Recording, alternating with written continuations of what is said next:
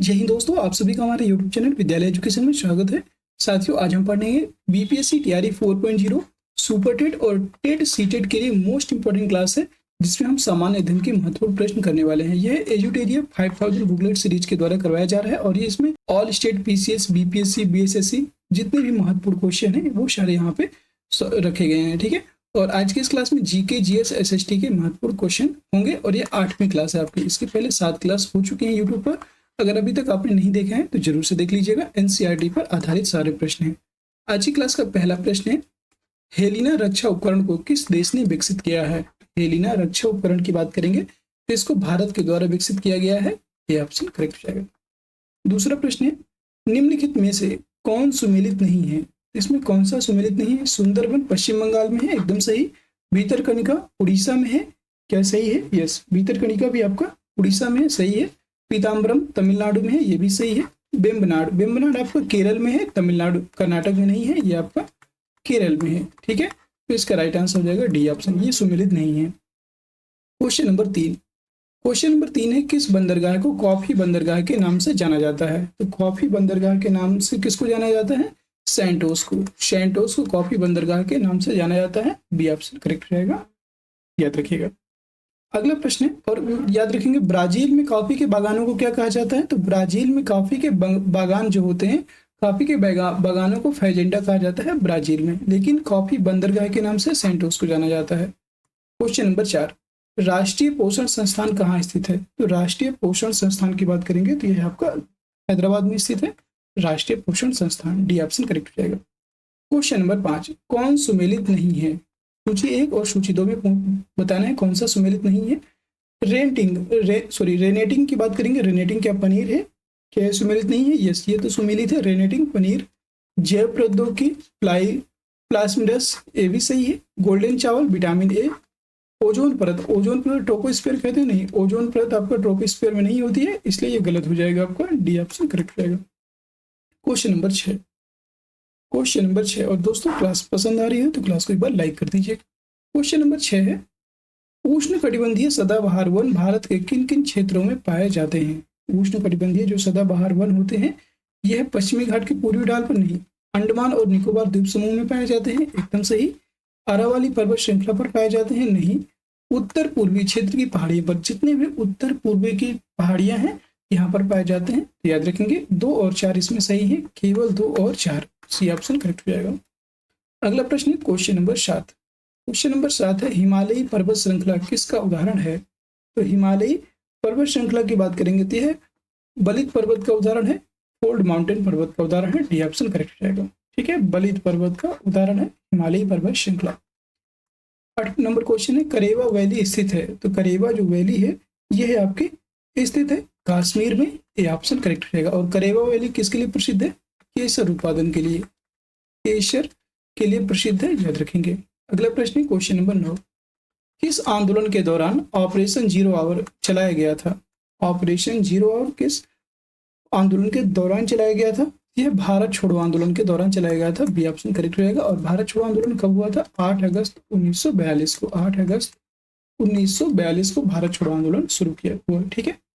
Question number 10, किस व्यक्ति ने रॉलेट एक्ट को जानबूझकर की गई हत्या कहकर संबोधित किया था? जानबूझकर की गई हत्या कहकर किसने संबोधित किया था रॉलेट एक्ट को?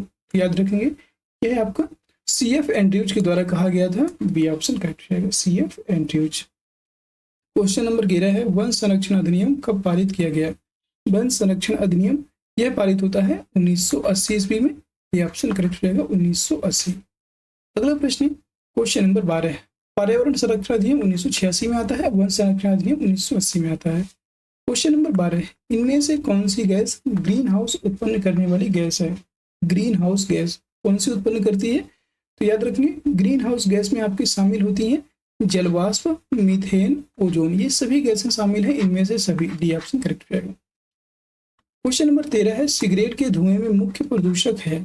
सिगरेट के धुआं जो होता है इसमें मुख्य रूप से प्रदूषक के रूप में होता है आपका कार्बन मोनोऑक्साइड, जिसे हम CO बोलते हैं, और बेंजीन। इसमें बेंजीन और बेंजीन का फॉर्मूला तो है C6H6 benzene.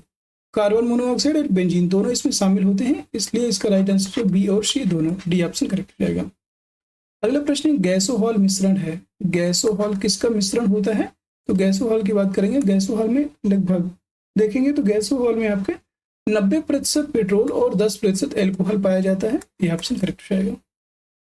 Question number 15 question number 15 है, ध्यान से question number 16 sorry question number 16 है आपका।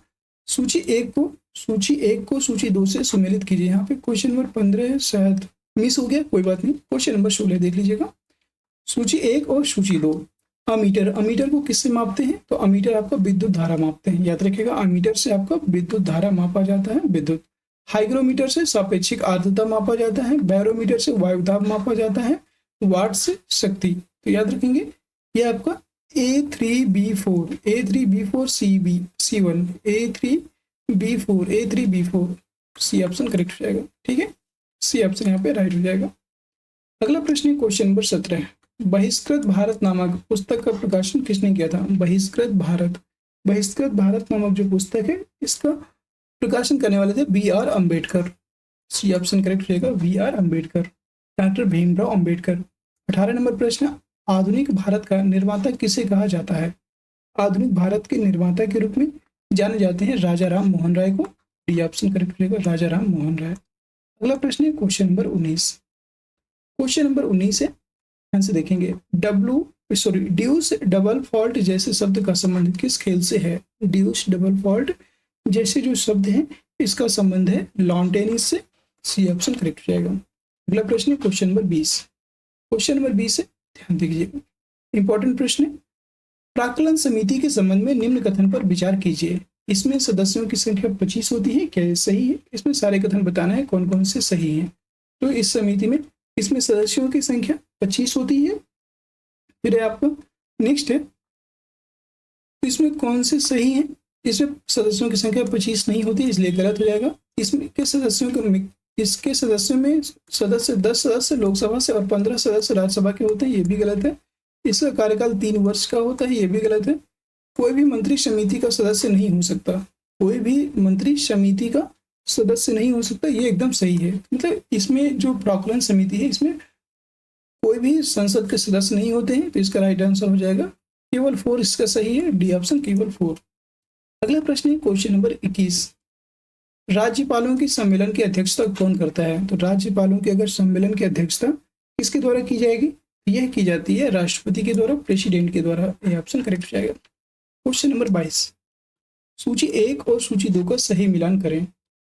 भाग 5 में है आपका संघ सरकार, ये है भाग 5 का संघ सरकार हो जाएगा। भाग 10 की बात करेंगे, भाग 10 में आ जाएगा आपका अनुसूचित जाति और जनजातीय क्षेत्र। भाग 15 में आपका निर्वाचन और भाग 20 में आपका संविधान संशोधन प्रक्रिया। तो भाग 20 D3 यहाँ पे D3 इसमें है। सी इसका राइट आंसर हो जाएगा डी ऑप्शन। आप देख सकते हैं डी ऑप्शन इसका राइट हो जाएगा। यहाँ पे एक बार फिर से देख लीजिए, भाग 5 संघ सरकार, भाग 10 अनुसूचित जाति और जनजातीय क्षेत्र, भाग 15 में निर्वाचन और भाग 20 में है आपका संविधान संशोधन प्रक्रिया। अगला प्रश्न है क्वेश्चन नंबर 23। आयरलैंड के संविधान से भारतीय संविधान में लिया गया था। तो राज्य के नीति निर्देशक तत्वों को आयरलैंड के संविधान से लिया गया है। इसका राइट आंसर हो जाएगा आपका 23 में राज्य के नीति निर्देशक सिद्धांत लिए गए, DPSP। फिर राष्ट्रपति की निर्वाचन पद्धति भी यहीं से लिया गया है और राज्यसभा के लिए सदस्यों का नामांकन ये भी आपका आयरलैंड के संविधान से लिया गया है। तो डी ऑप्शन हो जाएगा उपयुक्त सभी। अगला प्रश्न है क्वेश्चन नंबर 24। क्वेश्चन नंबर 24 है, निम्नलिखित में से कौन सा अनुच्छेद उच्च न्यायालय को अभिलेखीय न्यायालय का दर्जा देता है? इसका राइट आंसर हो जाएगा अनुच्छेद 215। अनुच्छेद 215 उच्च न्यायालय को अभिलेखीय न्यायालय का दर्जा दिया जाता है, याद रखेगा। अगला प्रश्न है क्वेश्चन नंबर 25। भारत का संविधान किस प्रकार का है? तो भारत का संविधान आपका साधारणतः एकात्मक तथा विशेष स्थिति में संघात्मक, एकात्मक और संघात्मक दोनों का मिश्रण है। तो इसका राइट आंसर हो जाएगा आपका सी ऑप्शन। अगला प्रश्न है क्वेश्चन नंबर 26। भारत का संविधान कहता है कि अवशिष्ट अधिकार किसके पास रहेंगे? तो अवशिष्ट अधिकार की बात करेंगे तो यह अवशिष्ट अधिकार ये आपके संघ की संसद के पास रहेंगे। सी ऑप्शन करेक्ट हो जाएगा। संघ की संसद के पास अवशिष्ट जितनी भी शक्तियां होती हैं ये संसद के पास होगी। तो साथियों आपके 26 नंबर क्वेश्चन यहाँ तक समाप्त हो चुके हैं। अगर आप साथियों क्लास आपको पसंद आ रही है तो क्लास को एक बार लाइक कर दीजिएगा और शेयर कर दीजिएगा। क्वेश्चन नंबर 27 है, किस प्रस्ताव को पारित किए जाने पर मंत्रिपरिषद को इस्तीफा देना पड़ता है? कौन सा अगर प्रस्ताव पारित हो जाता है तो मंत्रिपरिषद को इस्तीफा देना पड़ेगा? विश्वास प्रस्ताव, अविश्वास प्रस्ताव, अविश्वास प्रस्ताव, सी ऑप्शन करेक्ट हो जाएगा। अगला प्रश्न है क्वेश्चन नंबर 28, लोक लेखा समिति के संबंधित तथ्यों में कौन सा सही है? इसमें कुल 22 सदस्य होते हैं, क्या ये सही है? तो यस, लोक लेखा समिति में 22 सदस्य होते हैं, ठीक है। फिर इसमें राज्यसभा के 15 सदस्य होते हैं, गलत। इसमें राज्यसभा के 10 सदस्य होते हैं और लोकसभा के 15 सदस्य होते हैं, तो याद रखेंगे, तो इसलिए ये गलत हो जाएगा।